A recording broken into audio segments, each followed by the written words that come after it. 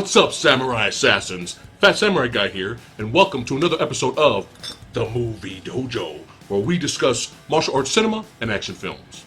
Today in the dojo, I'm going to review Special ID. Here's a quick plot synopsis. A cop goes undercover in a ruthless underworld organization to stop a gang leader, only to put himself in great danger after being exposed by his former protege and best friend. Now I'm going to give you the good, I'm going to give you the bad, I'm going to give you the badass. First up, the good. This film stars the legendary Donnie Yen, Colin Chow, and Andy On. Always been a big fan of Colin Chow's work. He's definitely one of those old school kung fu movie veterans that's just straight up badass. But I'm not necessarily on the Andy On bandwagon. He's starting to grow on me. I'm not really like a huge fan of this guy yet, but he's starting to grow on me. Ever since the vastly superior Killzone, aka SPL, came out back in the day, Donnie Yen has not been afraid to jump back in the police action thriller genre with films like Flashpoint, Special ID, and Kung Fu Killer. Another thing noteworthy to point out is the performances of Donnie Yen and Colin Chow. Colin playing a really good villain, basically being the puppet master, putting Donnie against Andy. And also Donnie Yen's performance is very well done and he doesn't phone it in. Andy's performance is fine. It's fine. Sometimes when I watch his work, it kind of seems like he's trying a little bit too hard, but he's fine. And now for the bad. It seems like the idea of the movie was a lot more interesting than the execution. There are definitely some tense moments between Donnie Yen and Colin Chow. That's good stuff. Overall, with the editing and the pacing, it kind of felt like this film was kind of quickly slapped together. And there really is no character development, not even with Donnie Yen's character. And really the only reason you want to root for Donnie Yen isn't necessarily his character. It's because you want to root for Donnie Yen because he's the good guy, and that's about it. You don't really care about anybody else in the film. Which brings me to this character. Imagine taking the girl from Transformers 4, putting her in a police uniform, and having her being in charge of this important unit to take down the bad guys. Yeah, pretty bad. Not once was I convinced by this girl's acting performance. I mean, it's very generically bland. I mean, is there some emotion in there? Are you a robot? Even when she tried to get angry, I wasn't convinced. Like, oh, you're so cute, trying to get angry. Oh, you're so cute. And watch every scene that Donnie Yen is with her alone. Donnie Yen is trying. Just watch his acting. He's really trying hard to make those scenes work, man. And definitely, physically, she was not intimidating or imposing at all. I just didn't buy it. I did not buy her being a badass once in this entire film.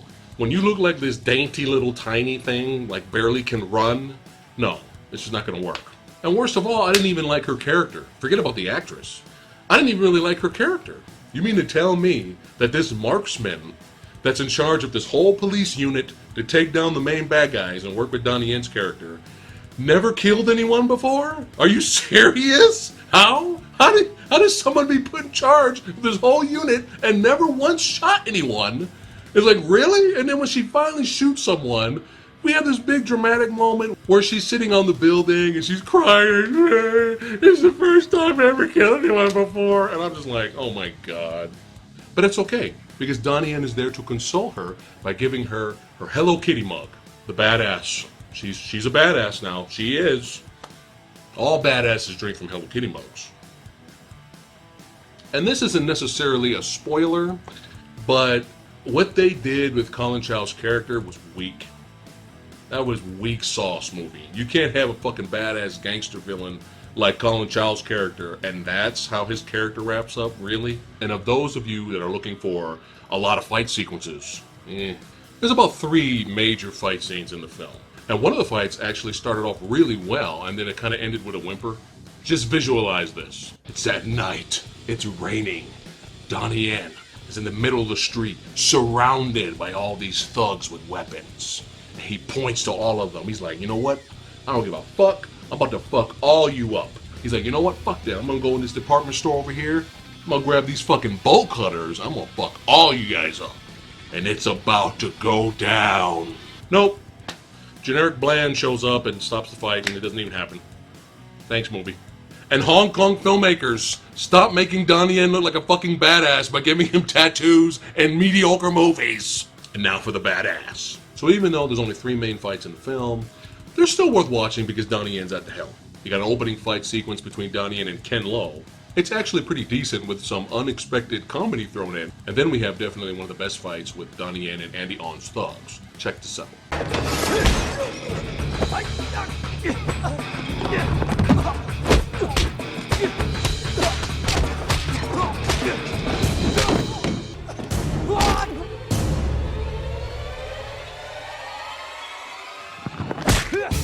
Now that was a little taste, but definitely this is my favorite part of the movie right here.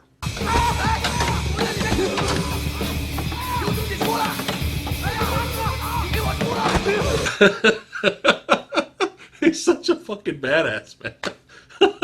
Let's see that one more time.